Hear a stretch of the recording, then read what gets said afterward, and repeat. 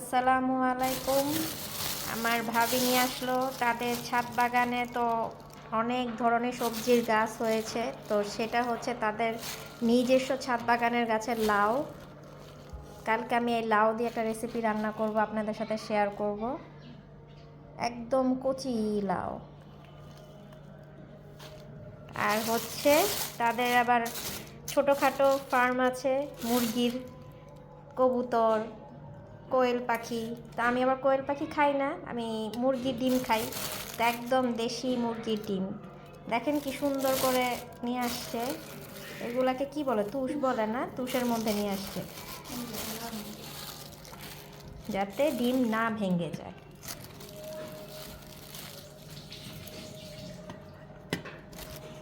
তো ঠিক আছে, এই ডিমগুলো খাবো, প্রোটিন জোগাড় করব, আর বেশি বেশি করে ব্লগ দিব। 2 হাঁড়ি দেশি মুরগির ডিম। আর এই ডিমগুলো খেতে সত্যি অনেক মজা, আমি তো খেয়েছি।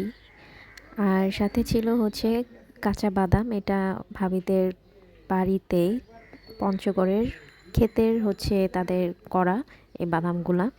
চীনা বাদাম এটা, এটা ভর্তা খাওয়া যায় আর হচ্ছে একটু ভেজে খাওয়া যায়। তো খেতে অনেক মজা। আল্লাহ হাফিজ।